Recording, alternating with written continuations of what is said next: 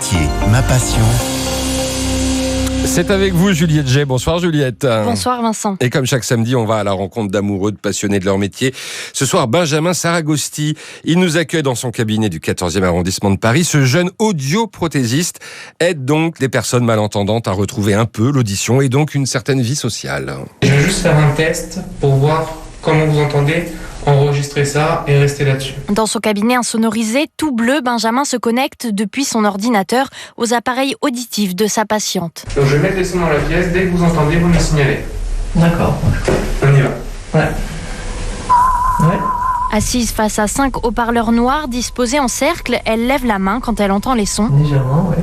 Les tests auditifs, c'est la première étape dans le suivi d'un patient et c'est le cœur du métier de Benjamin. Il passe juste après l'ORL. Les gens qui viennent chez nous, c'est pas des personnes sourdes, c'est des personnes malentendantes. C'est-à-dire qu'ils ont un reste auditif, sinon on ne pourrait pas travailler.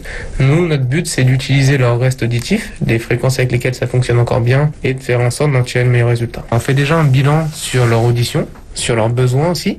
Et derrière, nous, on va adapter un appareil auditif qui va être choisi par rapport à leurs besoins du mieux possible pour qu'ils aient le maximum de compréhension dans leur quotidien et le maximum de confort. Il faut souvent plusieurs semaines et en moyenne 7 rendez-vous pour équiper une personne malentendante, lui trouver un appareil efficace, discret et bien supporté. Moi, je dis souvent que les appareils, c'est pas comme une paire de lunettes.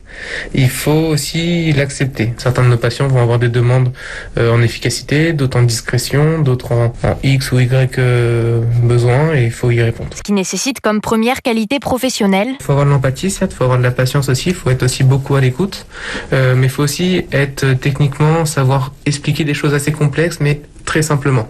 Et ça, c'est pas si facile que ça. C'est-à-dire que la perte d'audition, ça regroupe vraiment beaucoup d'aspects techniques. Et il faut savoir l'expliquer à des personnes qui sont d'anciens médecins, tout comme à des personnes qui n'ont jamais fait d'études de médecine ou jamais de cours de physiologie. Les cours de physiologie, c'est par là qu'il a commencé, Benjamin. Il a 25 ans seulement, mais déjà son propre cabinet, Juliette, et ce jeune a toujours voulu faire ce métier.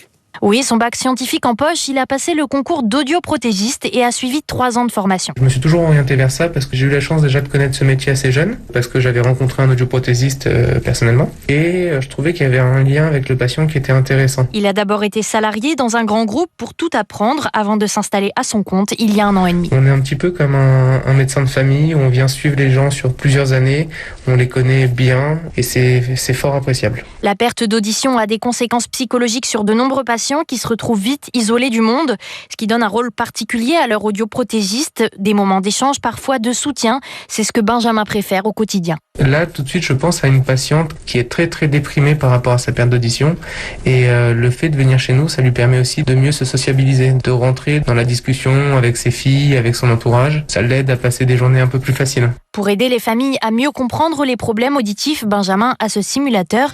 Écoutez bien, ça c'est ce qu'entend une personne valide. Papy, je t'en prie, tu ne peux pas comprendre. Une personne avec une perte d'audition moyenne. Papy, je t'en prie, tu ne peux pas comprendre. Et ça, c'est si vous enfilez les oreilles d'une personne qui a une perte d'audition importante. Papy, je t'en prie, tu ne peux pas comprendre.